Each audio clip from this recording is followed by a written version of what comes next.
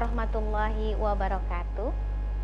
Pemirsa RCTV dimanapun Anda berada, jumpa lagi bersama kami dalam program spesial Ramadan Menyapa yang disiarkan secara langsung dari studio SCTV pada pukul 16.00 sampai dengan pukul 17.00 waktu Indonesia bagian Barat. Program ini terselenggara atas kerjasama Radar Cirebon Televisi dan Lembaga Penelitian dan Pengabdian kepada Masyarakat LP2M IAIN Syekh Nurjati Cirebon. Baiklah, saya Wulandari akan memandu acara hari ini selama 1 jam ke depan. Alhamdulillah, hari ini kita akan membincang tema terkait tentang memilih makanan yang halal dan baik. Tema ini sangat penting bagi kita semua karena sejatinya makanan itu tidak hanya membentuk fisik ya, tetapi juga berdampak terhadap kesehatan dan juga aspek spiritualitas. Nah, di sini sudah hadir bersama kita dua narasumber yang merupakan akademisi IAIN Syekh Nurjati Cirebon. Mari kita sapa, ada Dr. Abdul Aziz MAG. Assalamualaikum Bapak. Waalaikumsalam warahmatullahi Ibu Wulan. Ya, selamat datang dan terima kasih banyak sudah hadir dalam program Ramadan Menyapa. Dan di sampingnya ada Ibu Maria Ulfa MESY yang pada hari ini sudah datang. Assalamualaikum Ibu Maria. Waalaikumsalam Bu Wulan, terima kasih atas. Ya, selamat datang Ibu dalam program Ramadan Menyapa pada hari ini. Dan sebelum kita mulai acara kita pada hari ini, saya mengingatkan Anda untuk nantinya bisa aktif berpartisipasi dalam program Ramadan Menyapa ini, bisa memberikan atau mengirimkan pertanyaan ataupun berbagi pengalaman Anda kepada kami melalui telepon interaktif yang ada di layar televisi. Bisa di nomor 0231 482138 atau di nomor WA yang sudah tertera di layar para pemirsa. Baik, kita langsung saja kita mulai kajian kita pada sore hari ini. Untuk pertama kali mungkin nanti dari kedua narasumber akan memberikan pengantar terlebih dahulu Bapak dan Ibu. Nah, untuk pertama kali kami persilakan kepada Bapak Dr. Abdul Aziz MAG untuk memberikan pengantar terkait tema kita hari ini, memilih makanan yang halal dan baik. Baik, kepada Bapak kami persilakan. Oke, baik. Terima kasih Mbak Wulan yang telah memberikan kesempatan kepada saya untuk menyapa pemirsa. Assalamualaikum warahmatullahi wabarakatuh, para pemirsa RCTV yang mudah-mudahan dimuliakan oleh Allah Subhanahu wa Ta'ala. Alhamdulillah, di hari yang ke-11 ya, iya, Pak. Kita masih diberi kesehatan, kekuatan untuk menggali ya, untuk menggali keberkahan, kesucian bulan Ramadan. Nah, alhamdulillah RCTV bekerja sama dengan LP2M IAIN Syekh Nurjati Cirebon yang pada hari ini sudah memasuki hari yang ke-11 ya. Betul, untuk kita berpuasa di bulan suci Ramadan. Kebetulan saya diminta untuk berbagi ya, menyapa di bulan suci Ramadan, dan temanya sangat luar biasa ini ya, sangat penting, sangat menarik, dan tentunya ya kita ingin mencoba untuk berbagi ya, sharing, kemudian bagaimana kemudian kita pengalaman keseharian kita. Dalam hal ini tentu memilih ya makanan yang halal dan thayyib atau yang baik untuk menjadikan generasi Indonesia yang unggul dan berkelanjutan. Saya memilih tema ini karena bagaimanapun ya berkenaan dengan memilih makanan ya.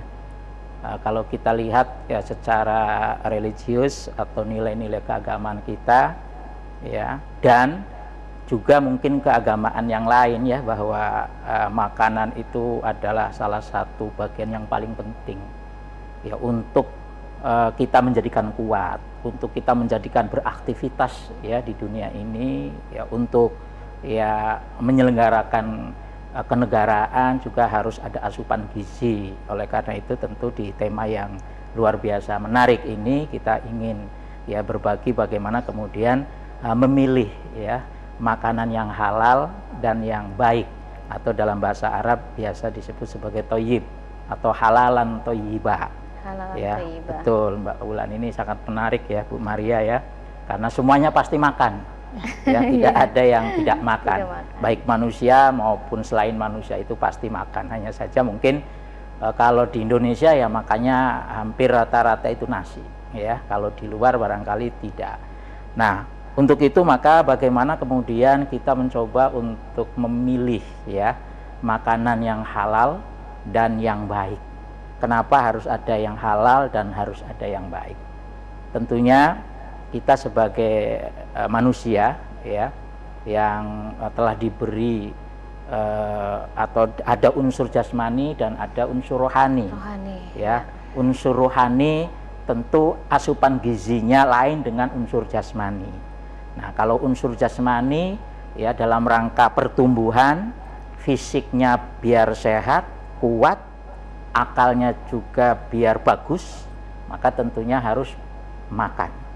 Ya, mungkin kalau saya yang memang basicnya itu adalah ekonomi syariah, ya tentunya bagaimana tinjauan ekonomi syariah ya dalam memilih makanan yang halal dan thayyib ini, di samping kemudian mungkin juga sedikit menyinggung tentang dampak dari makanan itu terhadap kesehatan.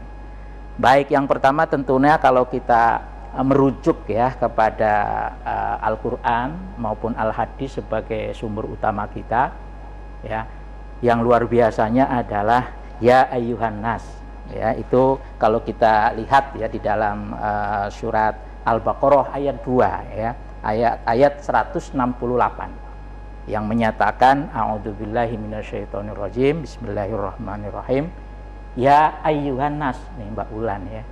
Jadi sebetulnya wahai umat manusia, ya, wahai umat manusia, kulu mimma fil ardi halalan thayyiba. Jadi kita manusia, siapapun manusianya tentunya, adalah diperintah agar supaya kita itu mempunyai asupan gizi yang halal dan thayyib. Ya, halalan ya kita sudah memahami betul, halal ya halal. Kemudian thayyib dimaknai sebagai yang baik ya, walaupun kemudian ada yang memaknai sebagai yang bergizi ya. Kemudian wala tattabi'u khutuwati syaiton innahu lakum aduwwum mubin ya.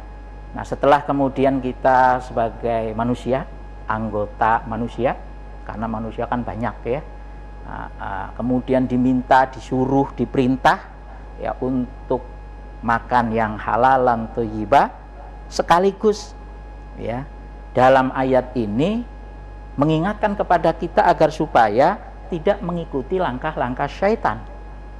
Karena kata kuncinya langkah-langkah syaitan atau syaitan itu sendiri adalah musuh bagi kita. Gitu ya.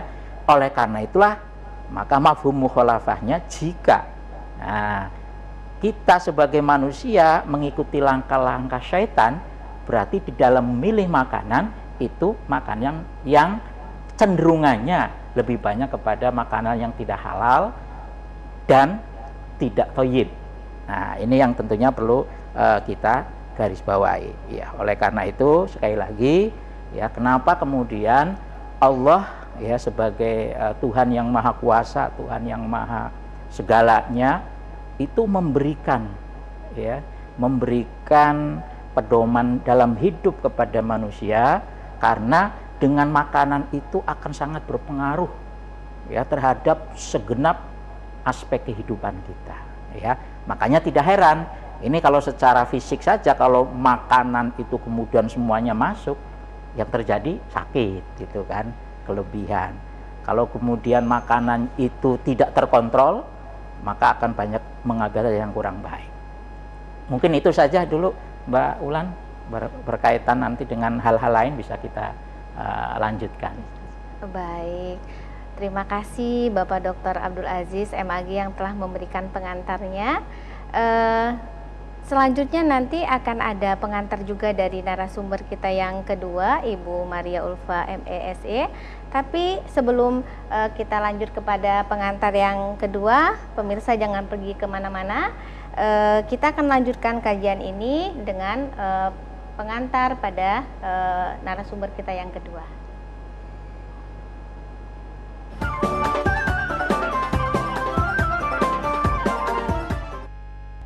Pemirsa RCTV dimanapun Anda berada, alhamdulillah kembali lagi bersama kita di dalam program Ramadan Menyapa setiap hari pada pukul 16.00 sampai dengan pukul 17.00 waktu Indonesia Barat.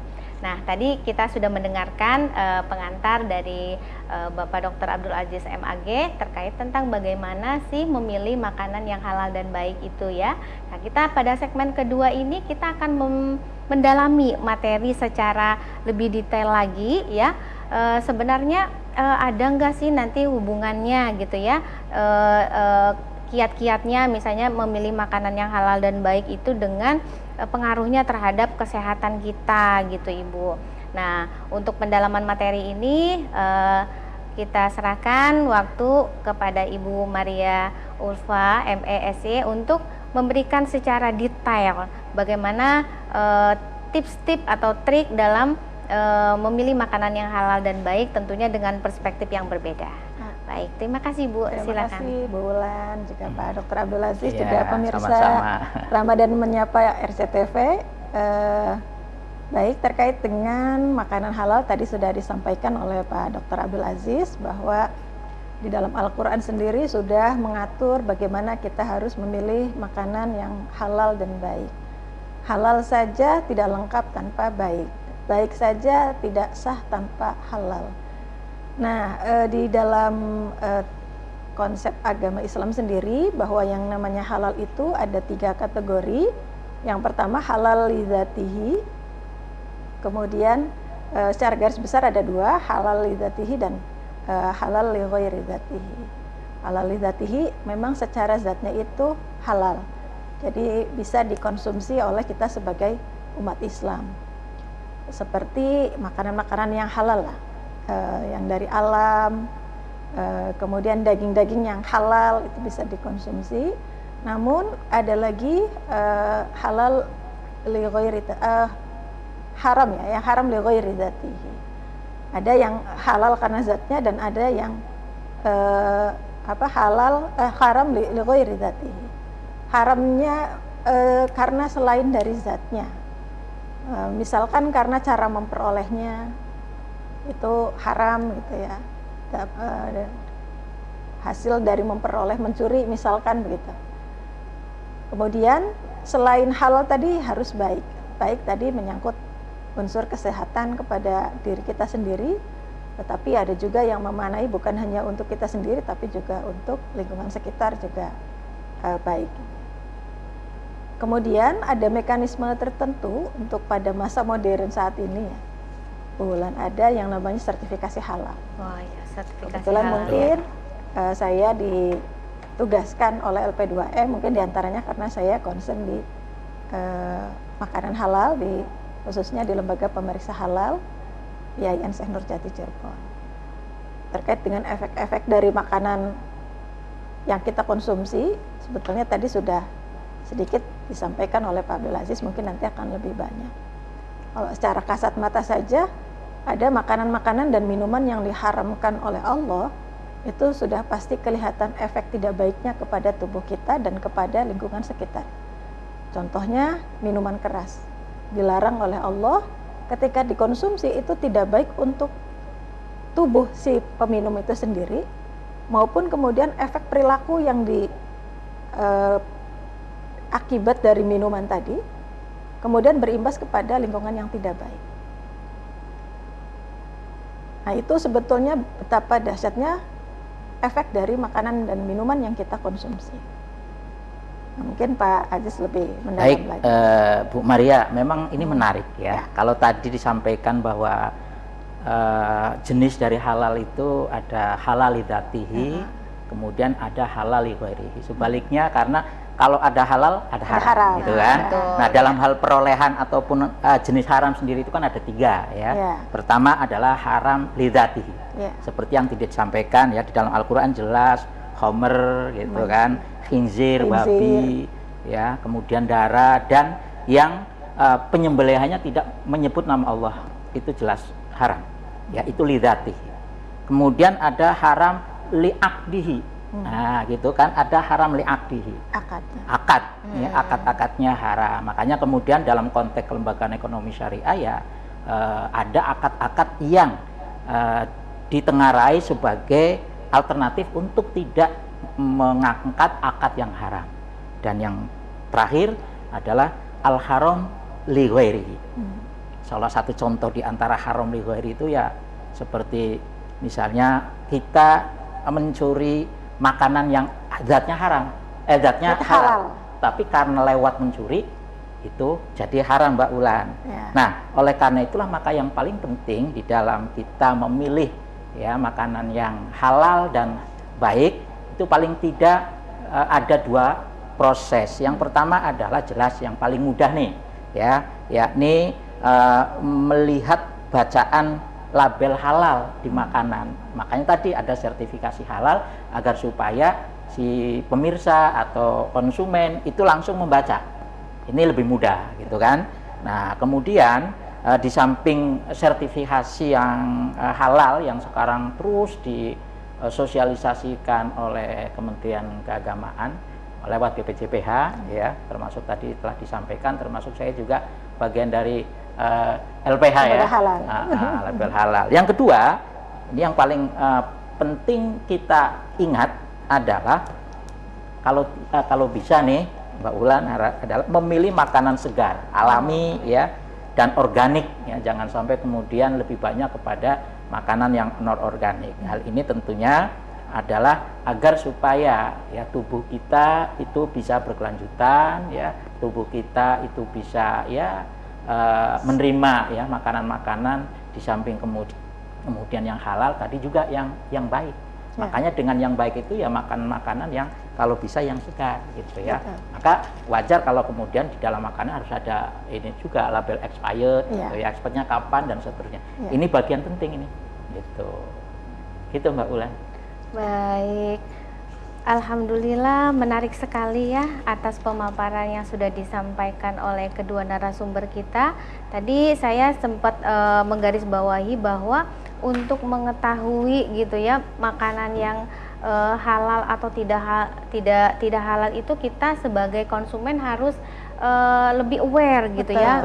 Tadi misalnya dengan melihat terlebih dahulu tuh label makanan apakah ini sudah dilabeli halal ataupun belum gitu ya. Nah, makanya tadi lembaga sertifikasi halal ini itu sangat punya peran penting dalam hal ini. Nah, terkadang misalnya kita lihat di masyarakat itu masih banyak stigma-stigma bahwa untuk mengurusi label halal itu dianggap sulit itu. Barangkali nanti dari kedua narasumber bisa memberikan pencerahan. Bagaimana ternyata tidak harus berbayar kok kita untuk mengurusi label halal tersebut. Masih ada programnya ya? Masih ada, masih banyak. Terkait hal ini mungkin Ibu Maria bisa menyampaikan bagaimana proses dari pengurusan sertifikat halal. Apakah gratis atau berbayar atau bagaimana Ibu? Oke, terima kasih Bu Wulan. Baik, pemirsa Ramadan Menyapa, terkait dengan sertifikasi halal, sebelum Undang-Undang JPH nomor 33 tahun 2014, Undang-Undang Jaminan Produk Halal diterbitkan, sertifikasi halal itu sifatnya voluntary. Jadi masyarakat itu hanya sukarela. Mungkin sebelum 2014 kita sebagai masyarakat mungkin kita tahu ada makanan-makanan dengan label halal, tapi tidak semua produk ada label halalnya, hanya produk-produk tertentu, bahkan produk-produk yang diproduksi oleh perusahaan besar saja. Misalkan ada penyedap rasa, mie instan, Tetapi kalau untuk produk-produk yang perusahaan mungkin menengah atau apalagi kecil UMKM, mikro ya. UMKM itu UMKM. tidak ada yang sertifikasi halal. Nah, mulai tahun 2014 dengan terbitnya Undang-Undang Nomor 33 tahun 2014 tentang jaminan produk halal, mulailah bahwa sertifikasi halal yang tadinya voluntary itu menjadi mandatory, menjadi sebuah kewajiban. Namun perlu mekanisme dalam penerapan Undang-Undang Jaminan Produk Halal ini. Dari voluntary ke mandatory perlu ada mekanisme atau sistem tertentu sehingga masyarakat bisa lebih mudah untuk mengikuti program tersebut.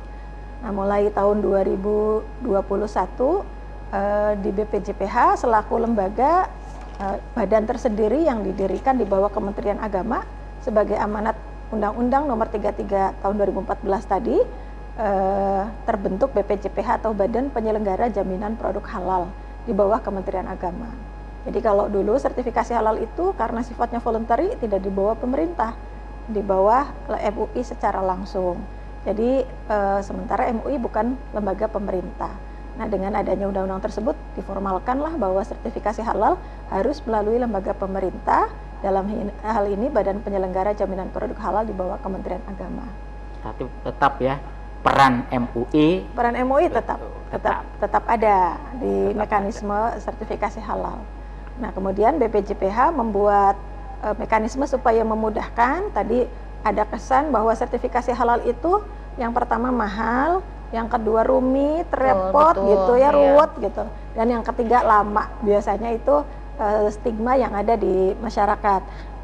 Nah, namun dengan adanya BPJPH ada mekanisme tertentu yang lebih memudahkan masyarakat. Baik, menarik sekali pemirsa semuanya. Tadi sebenarnya saya tadi mau meminta pendapatnya Bapak Dokter nih, cuman karena memang waktu kita yang agak terbatas, kita untuk pemirsa RCTV jangan pergi kemana-mana, karena setelah ini kita akan lanjut kepada segmen berikutnya setelah jeda pariwara berikut ini.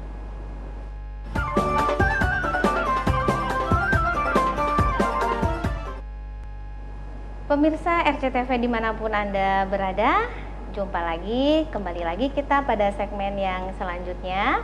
Nah, tadi kita sudah berbincang terkait tentang bagaimana pentingnya gitu ya sertifikasi halal ini untuk kestabilan gitu ya, kestabilan ekonomi juga dampaknya. Betul. Terus ke sosial juga. Jadi banyak faktor ya yang dihasilkan oleh program sertifikasi ini. Nah, selama ini kita juga tahu bahwa IAIN Syekh Nurjati Cirebon itu sudah sangat aktif gitu ya. Betul. Membuka kesempatan buat para UMKM ya untuk bisa membuat label halal dengan tanpa kesulitan. Kira-kira sejauh ini nih Bu Maria, sudah berapa UMKM yang sudah tersertifikat yang dibantu oleh di kampus kita,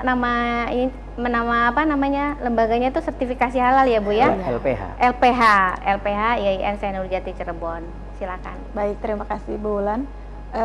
BPJPH kemudian setelah terbentuk BPJPH untuk memudahkan masyarakat sertifikasi halal, pelaku usaha itu kan ada yang tadi Pak Ajis menjelaskan, ada beberapa level, ada yang UMKM, ada juga yang yang kelasnya lebih besar. Nah, untuk yang UMKM sendiri ada dua skema. Ada yang skemanya self declare, yaitu pelaku usaha membuat sebuah pernyataan bahwa produk yang dihasilkan itu betul-betul halal. Nah, ada sementara yang kedua ada kategori reguler. Nah, kalau reguler memang memerlukan ada penyelidik halal yang bertanggung jawab bahwa produk dari hulu ke hilirnya itu memang betul-betul prosesnya, bahan dan prosesnya betul-betul halal. Nah, untuk yang UMKM ini, untuk UMK ada skema self declare itu gratis, gratis, dan sampai dengan tahun 2024 ini, bulan Maret ini, baik yang reguler maupun yang self declare di IAIN Cirebon sudah membantu menerbitkan sekitar 8.200 sertifikat halal. 8.200. 8.200. Masya Allah, banyak Dan Alhamdulillah ya, luar biasa. Alhamdulillah. Luar biasa ya. Sebetulnya ada 2 lembaga dari BPCPH sendiri dibagi menjadi 2, ada namanya LP3H, LP3H. Lembaga Pendampingan Proses Produk Halal, itu khusus untuk self declare, dan ada lembaga pemeriksa halal untuk reguler.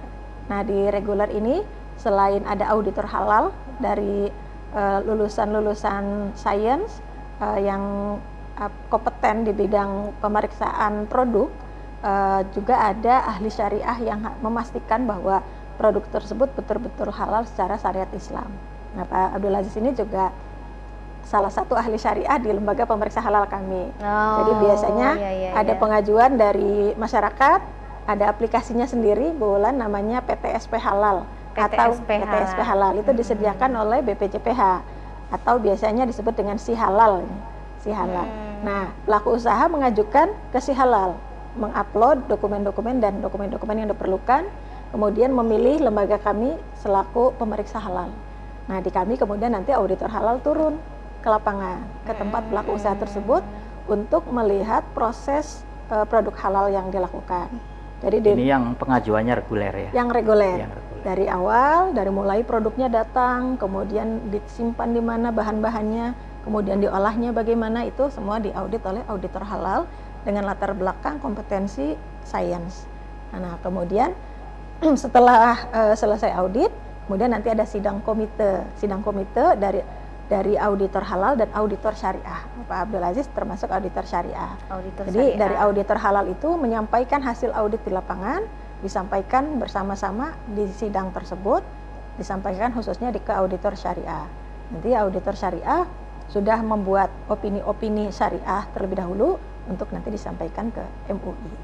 Gitu. Oke, kebetulan memang mekanismenya adalah bahwa ketika auditor halal ya sudah survei ya, kemudian semuanya sudah oke, kemudian dibawa ke Dewan Syariah ya, atau Dewan Komite yang di dalamnya ada Dewan Auditor Halal ya, kemudian ada Dewan Syariah.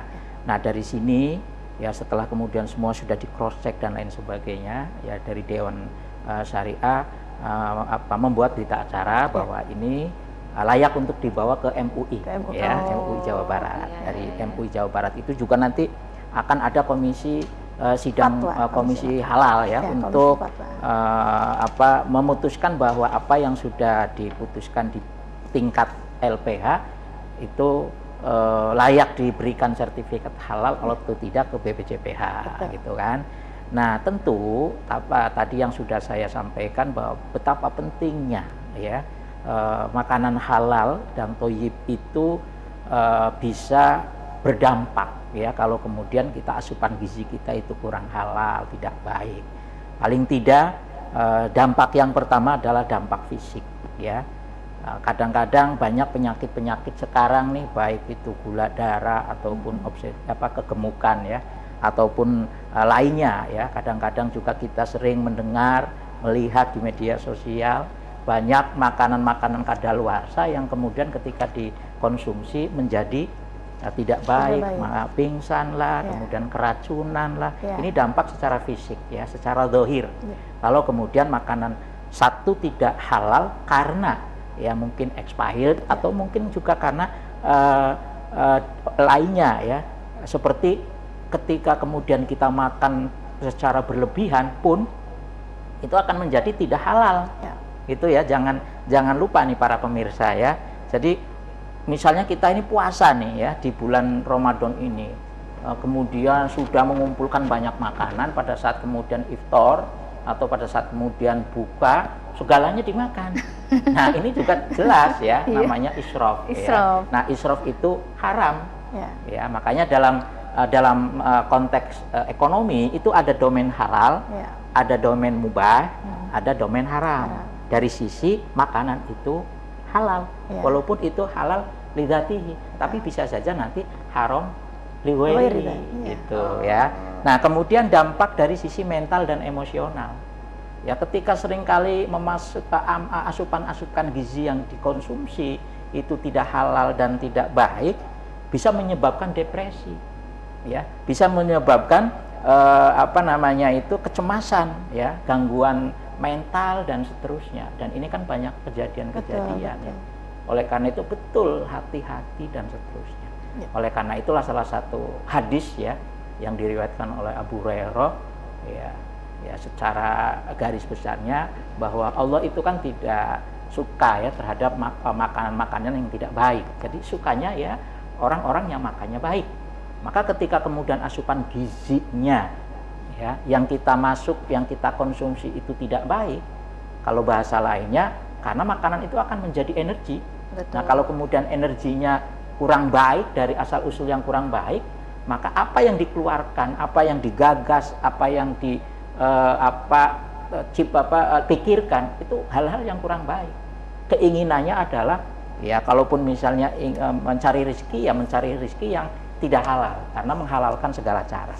Ini dampak dari mental dan emosional terhadap memilih makanan yang tidak halal, apalagi yang tidak baik. Ya. Kemudian berkenaan pula dengan dampak spiritual. Dampak spiritual. Betul ya. Jadi makanan itu sangat berpengaruh terhadap dampak spiritual. Makanya ada yang mengatakan bahwa kok kenapa doa-doa kita itu juga tidak dimakbul? Karena salah satu di antaranya asupan-asupan gizi yang kita konsumsi itu seringkali ya asumsi atau konsumsi yang makanan-makanan yang kurang baik. Dan yang keempat tentunya adalah dari sisi dampak sosial. Nah, banyak hal yang tentunya dalam memilih makanan yang tidak halal ini menyebabkan tentunya ya masyarakat ya ketidakdisiplinan lah ya. Kemudian ukhuwah Islamiyahnya juga kurang bagus karena dampak-dampak dari makanan sebagaimana tadi yang disampaikan dalam hadis Nabi dengan adanya asupan gizi yang kurang baik.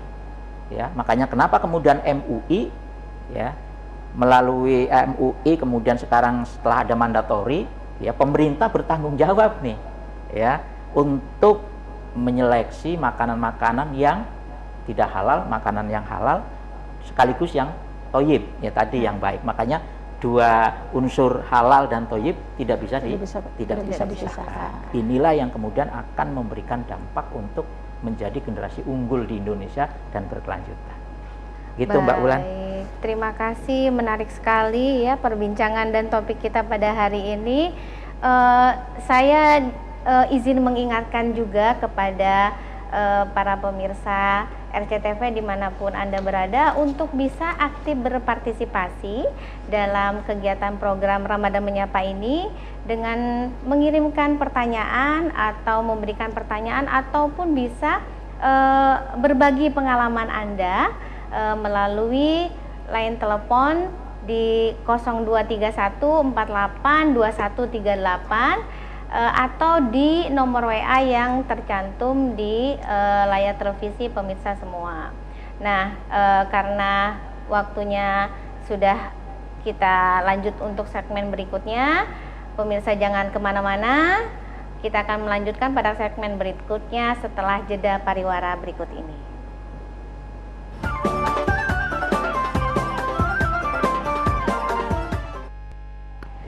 Pemirsa RCTV dimanapun Anda berada, jumpa lagi bersama kami di Ramadan Menyapa. Tadi kita sudah banyak berbincang terkait tentang bagaimana peran sertifikasi halal ya terhadap dampak perekonomian juga. Nah, informasi tadi didapat dari para narasumber.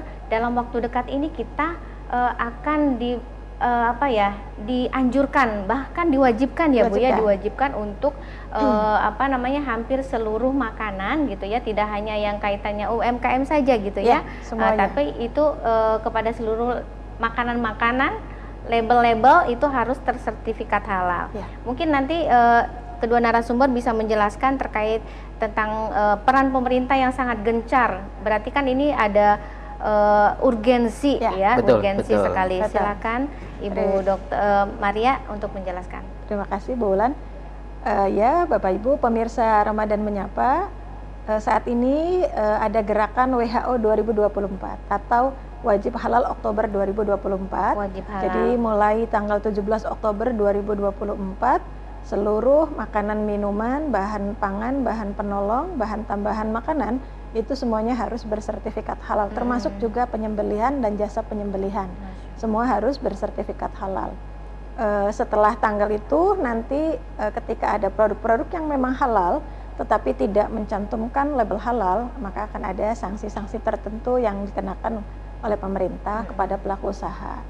Nah, selain itu juga untuk produk-produk yang non halal itu nanti akan diberlakukan label-label khusus juga. Dan untuk produk-produk yang non halal. Jadi misalkan makanan mungkin selama ini karena tidak ada logo halal, juga tidak ada logo non halal, mungkin masyarakat bingung sebetulnya produk tersebut halal atau tidak gitu. Nah, nanti ke depannya akan semakin jelas mana produk yang halal dan mana produk yang non halal yang diberlakukan oleh pemerintah. Dan ini dalam rangka tadi menjaga jiwa kita, jiwa masyarakat Indonesia supaya tetap mengkonsumsi makanan yang halal dan baik tadi. Gitu untuk yang terdekat itu. Untuk produk obat-obatan, kosmetika dan fashion di tahun 2026. Jadi ada tahapan-tahapan untuk produk-produk seluruh yang beredar, yang diproduksi dan beredar di Indonesia harus sertifikasi halal. Ada tahapan-tahapannya. Tadi diantaranya untuk tahun 2024 ini makanan, minuman dan yang terkait dengan makanan dan minuman. Tadi ada bahan penolong, bahan tambahan, termasuk juga penyembelihan. Nah, jadi masyarakat supaya lebih aware lagi terhadap produk-produk halal dan juga produk-produk yang diproduksinya.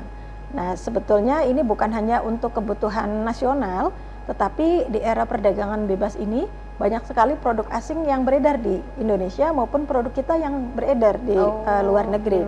Di luar negeri menghendaki adanya kepastian kehalalan produk dari produk kita, begitu pula di kita. Jadi sebetulnya itu juga bagian dari ekonomi tadi yang disampaikan oleh Pak Dr. Abdul Aziz. Jadi bukan hanya persoalan menjaga jiwa, tetapi juga menjaga harta juga agar produk-produk halal ini di seluruh dunia tercukupi untuk masyarakat yang membutuhkan. Dan sebetulnya di tingkat dunia produsen-produsen produk halal itu tidak semuanya kemudian dari Muslim. Nah, kalau tadi merujuk ayat itu yang diperintahkan bukan orang beriman, tetapi memang tapi harus seluruh manusia.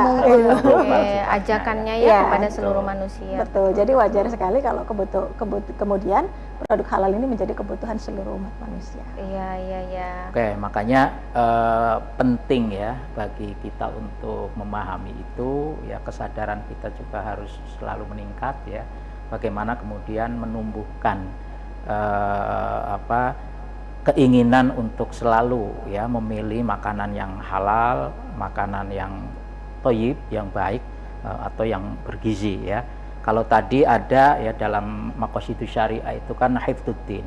Salah satu kita memilih makanan yang halal dan thayyib itu juga salah satunya adalah hifdzuddin, menjaga agama. Itu kan mungkin bagi yang non muslim ya menjaga agama mereka. Begitu kan. Bagi kita yang muslim otomatis yang menjaga agama kita. Karena apa? Memilih makanan yang halal dan thayyib itu berarti kesesuaian ya dengan aspek ta'abudi ya ketika kita melaksanakan perintah Tuhan, perintah Allah, seperti kita melaksanakan sholat, melaksanakan Ramadan. Coba mindset kita harus segera kita integrasikan dengan keseluruhan perintah-perintah Allah, baik sholat yang seolah-olah sholat itu kalau nggak dilaksanakan, ya itu kelihatannya dari sisi mental kita itu gimana gitu kan. Nah itu kemudian harus ditumbuhkan. Ketika kemudian kita memilih makanan yang halal. Makanan yang halal lidatihi, halal li ghairihi. Jangan sampai sekedar lidatihi, tapi li ghairihinya tidak diambil. Demikian pula dengan makanan yang halal, itu sama dengan kita menjaga harta. Ya, artinya apa? Dengan menjaga harta itu, maka seluruh potensi ekonomi lokal bisa terangkat, ya. Karena apa? Karena dengan adanya sertifikasi halal dengan standar-standar yang semua higienis dan lain sebagainya, maka produk-produk lokal itu bisa terangkat, gitu ya. Semakin dipercaya. Semakin dipercaya, trust masyarakat meningkat, ya. Tidak lagi ada kewas-wasan bagi kita, jangan-jangan ini makanan tidak halal. Jangan-jangan ini makanan tidak higienis, tidak baik karena prosesnya dan seterusnya gitu kan. Di samping kemudian ya dengan memilih kita makanan yang halal dan thayyib, akan memberikan inovasi. Betul. Gitu kan, memberikan inovasi bagaimana makanan yang halal agar supaya nilai kepercayaan masyarakatnya juga meningkat, maka akan menumbuhkan inovasi seperti apa yang harus dijadikan sebagai produk unggulan. Iya, iya, iya. Itu Mbak Wulan ya. Jadi di samping kemudian ada unsur ta'abudi kita ketika memilih makanan yang halal dan thayyib, juga dampak ekonomi lokal bisa terangkat ya. Nah, bagaimana kemudian produk-produk pertanian ya, produk-produk peternakan dan seterusnya itu bisa terangkat dengan adanya label halal ini. Masya Allah, ini topik menurut saya sangat penting sekali ya, memberikan aware gitu ya, kesadaran kepada masyarakat kita terhadap memilih makanan yang halal dan baik ini. Apalagi tadi Dr. Abdul Aziz menyinggung terkait tentang tidak boleh berlebih-lebihan. Nah, ini kita kadang di bulan Ramadan ini kan ketika seharian menahan lapar, Betul. ketika bertemu Balas dengan dendam. makanan itu ya balas dendam bahasanya. Jadinya jadi kadang kita tidak menyadari efek-efek yang diakibatkan daripada mengkonsumsi gitu ya makanan berlebihan. Jadi tidak harus makanan yang tidak halal kita mengkonsumsi makanan secara berlebihan itu juga tidak diperbolehkan. Betul, karena tadi bagian daripada hifzuddin ya Pak ya. Ya, hifzuddin, hifdzul mal, hifdzul nafs, ya, hifdzul akal. Nah, hifzuddin, hifdzul nas, hifdzul akal dan banyak sekali. Betul. Luar biasa untuk tema kita hari ini. Sayang sekali waktu kita terbatas ya. Kita harus mengakhiri sesi tema kita pada hari ini, tapi jangan khawatir pemirsa, kita akan kembali pada Mbak Wulan, barangkali sesi perlu berikutnya. saya sampaikan sebelum jedah ya. Oh iya, yang belum iya, saya Pak. sampaikan itu 2 lagi. Oh iya, ya, yang silakan, pertama tentunya tadi yaitu bagaimana kemudian pembentukan generasi unggul. Oh ya. iya, Pembentukan generasi unggul sama kualitas hidup. Nah ini yang belum ya. Jadi pembentukan generasi unggul itu kalau asupan gizinya bagus. Oke. Dan inilah akan menjadikan Indonesia unggul dan berkelanjutan. Oke, iya terima kasih Bapak untuk tambahannya. Ibu juga kami ucapkan terima kasih untuk keaktifan dan pemberian wawasan ilmu pengetahuan yang sangat bermanfaat untuk kita semua. Saya juga mengucapkan terima kasih kepada semua pemirsa RCTV dimanapun Anda berada yang sudah aktif menyaksikan kegiatan program Ramadan Menyapa ini. Insya Allah program Ramadan Menyapa ini akan hadir setiap hari pada pukul 16.00 sampai dengan pukul 17.00 waktu Indonesia Barat. Demikian dari kami, lebih dan kurangnya kami mohon maaf. Wabillahi taufiq wal hidayah. Wassalamualaikum warahmatullahi wabarakatuh. Waalaikumsalam.